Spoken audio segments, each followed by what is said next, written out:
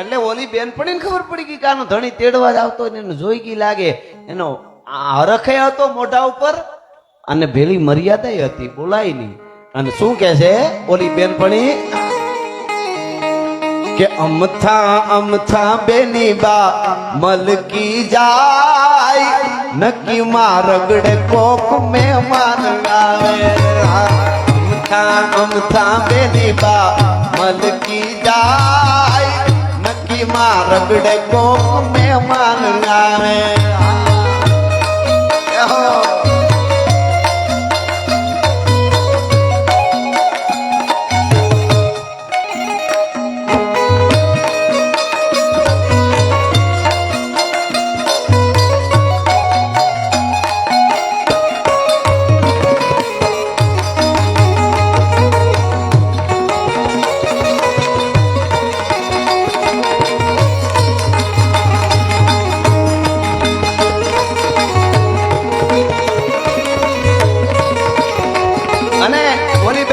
ખબર પડી કે હા એમાં ઉતાવળે ભાગી.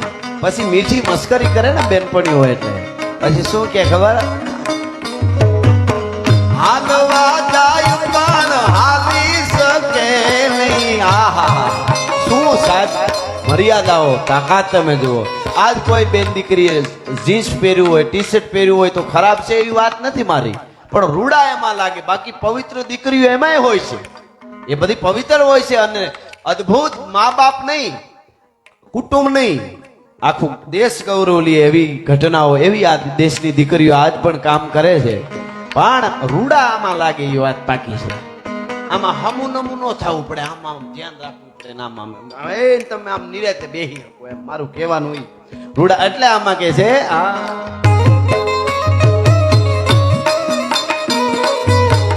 હાલવા જાય પણ હાલી શકે નહીં, ખંભેથી ચૂંદડી હરકી જાય, નક્કી માં રગડે કોક મહેમાન આવે. અમથા અમથા બેની બા હલકી જાય, નક્કી માં રગડે કોક મહેમાન આવે.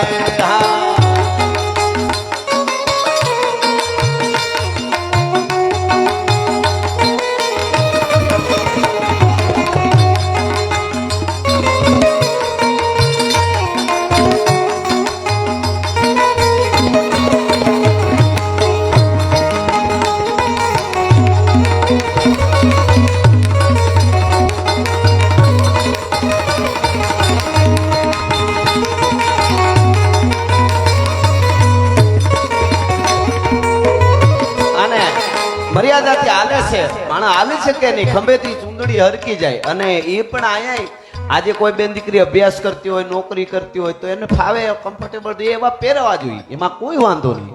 પણ ક્યારેક આપણો સારો ઉત્સવ, ધર્મોત્સવ હોય, ઉત્સવ હોય, ક્યાંક જાય ત્યારે ઓલા આપણે યાદી રાખવાની આપણી.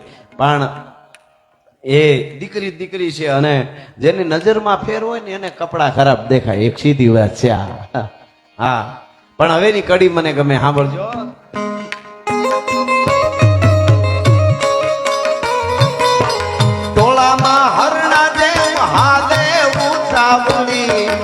બેનપણીના ટોળામાં આગળ ભાગવા ઓલી એને મસ્કરી કરે છે. શું કે છે, ટોળામાં હરણા જેમ હાલે ઉતાવળી, ઠેહ લાગે ને દેહ ધડકી જાય, નક્કી માં રગડે કોક મહેમાન આવે.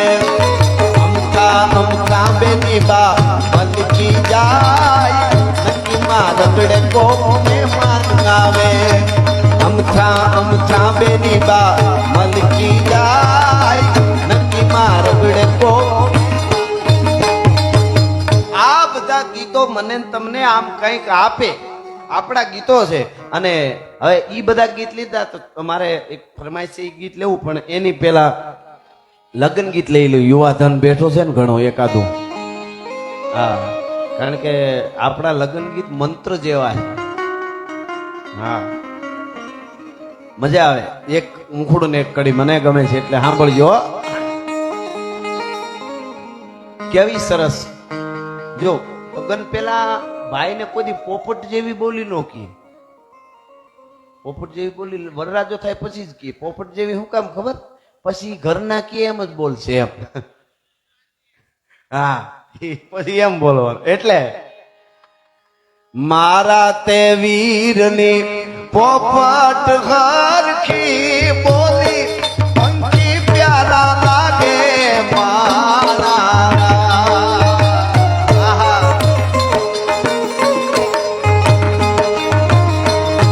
મારા તે વીરની પોપટ હરખી બોલી પંખી પ્યારા લાગે મારા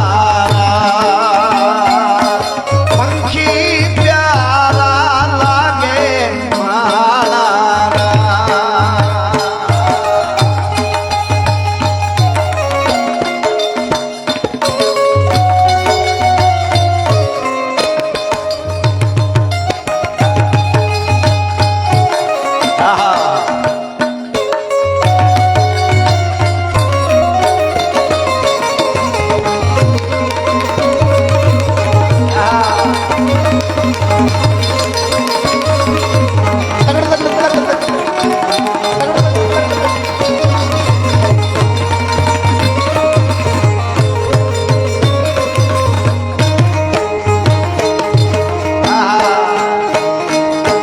પિયાને કામના આડા રસ્તા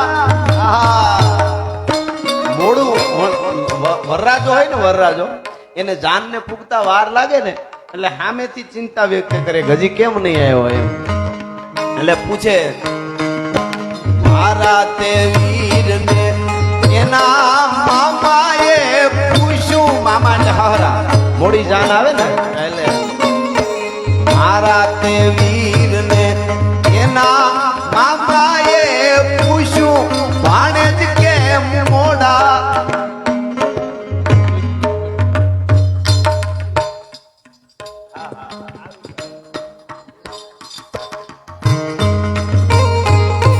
મારા તે વીરને ફરમાઈશ એટલી બધી જગ્યાએ હવે સમય નજીક આવી ગયો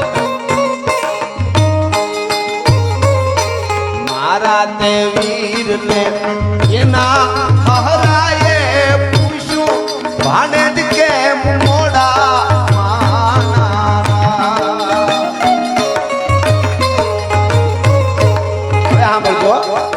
વરરાજો જવાબ આપે મામાને હાહરા મોડું કેમ થયું તમારા કામના